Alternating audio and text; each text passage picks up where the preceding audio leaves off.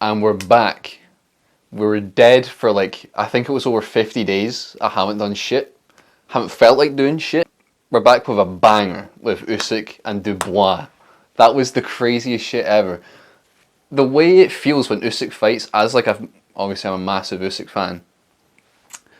It's like you feel the weight of the world. Like the Ukrainian national anthem comes on, the flag comes up on the big screen, all the fucking... It's in Wembley, and Usyk's the fan favourite in the crowd against the British fighter. It's so funny.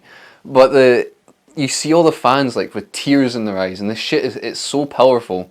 And it comes through the telly and it hits you. And you get like goosebumps, and I feel like crying. It's just like the most powerful shit ever. And by the way, what a walkout. Like, it was the moment I knew, it, like, because people, alright, so people were talking, like, this might be the time where Usyk gets old overnight, like you see with other champions.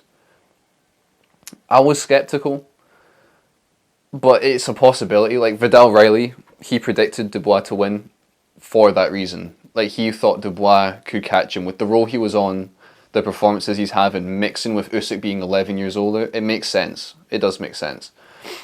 The moment I knew, obviously Usyk was talking confident, but the moment when Usyk walked out and it went from Ave Maria to his normal walkout music when he went on that stage, and it came in with that heavy beat drop, and you just go like, it's like a fucking, like it just woof.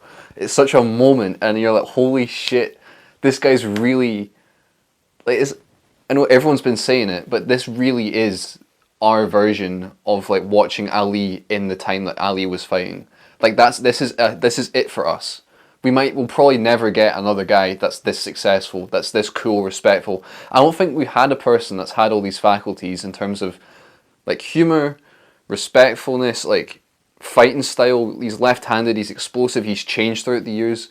There's been so many things about Usyk that's just exactly how you'd want a champion to be. He's almost perfect. Like he's as close to perfect as you'd get for a role model and a champion and a fighter's skill set. The thing that got me most hyped was when Usyk and Dubois faced off in the ring, and Dubois sitting there with like that face where it's like he's trying to he's like, how do I put it?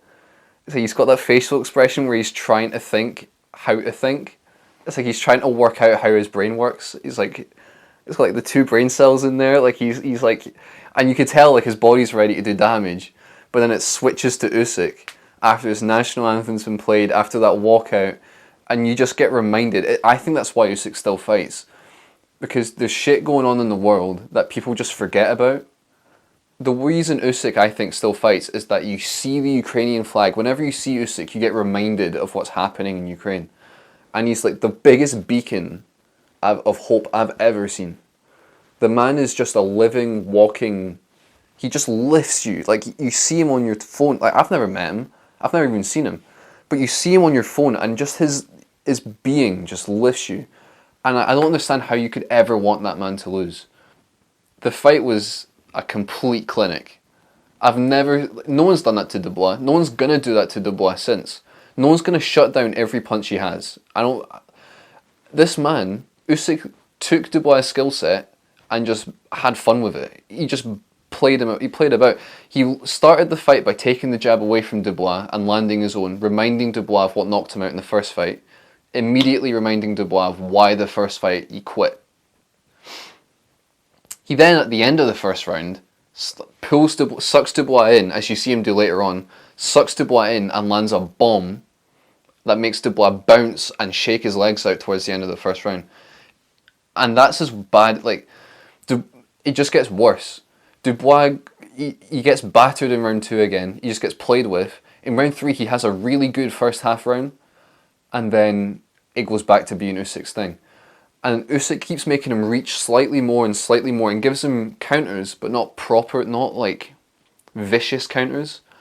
And he sucks you in to the point where even when Daniel's landed on him, it's almost like Usyk let him land, because then Daniel came onto him and Usyk dropped him. So it's just another level of heavyweight boxing that we don't see anymore. These big guys can't pull off the shit that Usyk can do. And it's kind of their downfall. Even Daniel's not even the biggest heavyweight. And then after Usyk drops him the first time, the knockout sequence kind of reminds me of like in MMA or in kickboxing, you get a thing where like you watch TJ Dillashaw or you watch the way Kamaru Usman got beat off of Leon.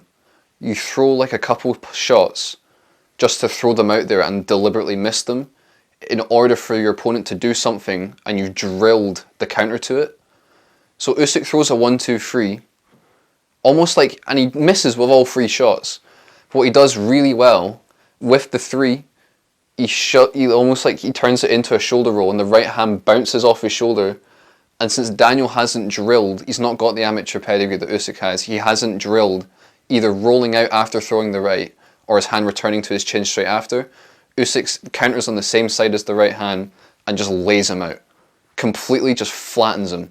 But the worst thing is, people are still talking about Daniel being a quitter because he sat up and looked at his corner. He didn't even look at the main coach. There's people saying he just looked about for someone in the crowd, which shows that, I mean, I think it's safe to say it's probably looking for his dad.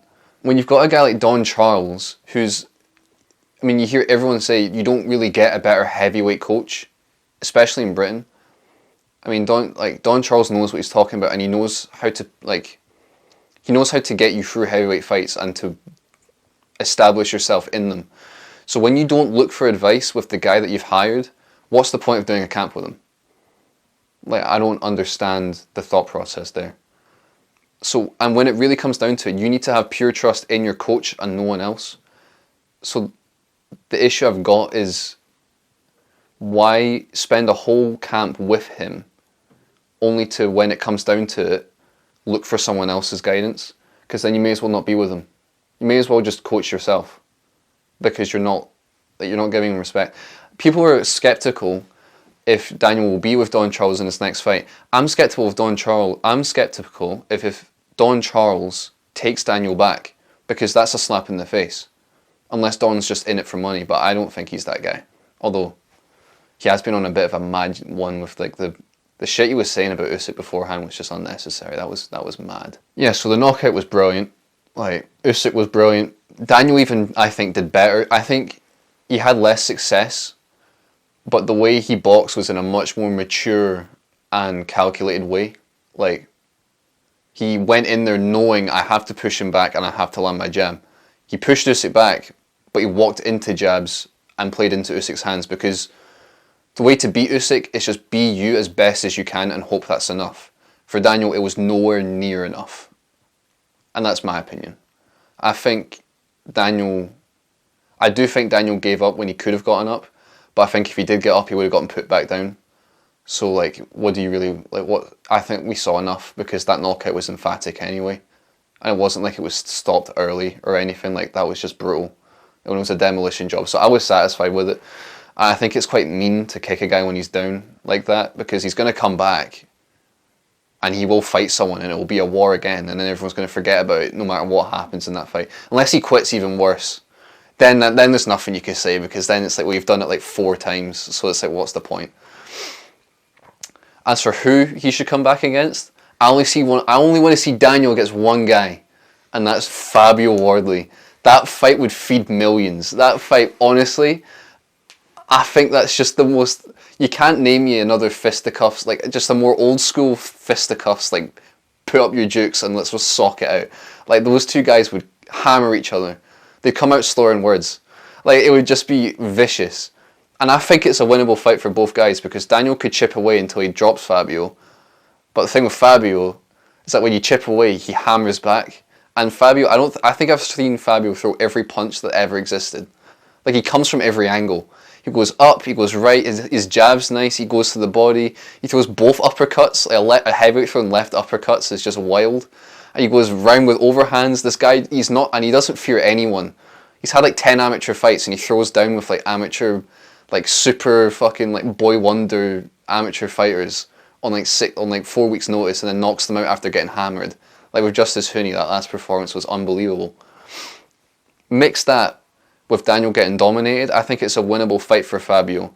And I think, to be fair, it's a fight that Daniel should take if it's brought to him, because it's your duty to let the people below you come up in the rankings, and that's how you keep the sport moving. Having said that, boxing's boxing, and it's the shadiest, dirtiest sport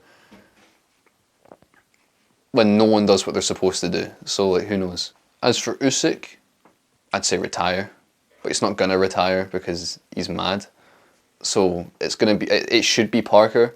Although I saw something that really pissed me off of Turkey Ali Sheik, and it was Ring and Cena, I think. It was Ring and someone else that said they're not interested in making the Parker fight. And the thing the reason why that's a problem is that DAZN has done away with pay-per-views. So you could have said, well, we don't need Turkey Ali Sheik and Ring. You could just make the fight anyway, make it a pay-per-view, put it on DAZN, and fire it up, and they'll still get good money. But now pay-per-views don't exist. TNT Sports isn't involved in boxing anymore, and Sky Sports is about to be leaving boxing, so it's just DAZN with no pay-per-views. So you can't really make that fight and give them the proper money, because then it would just be streamed on a regular DAZN show with not the same production for like promos or anything that Turkey Ali Sheik provides. So he's kind of trapped that fight away until he wants the fight to happen. But what I think will happen with Usyk Parker is that I think Usyk's going to let himself be stripped, and I think Parker's going to fight Kabayel for the vacant WBO title.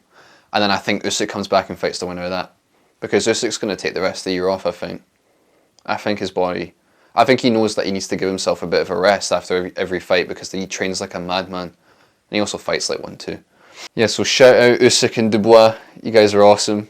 And that's it. I'll see you guys later. Thank you very much.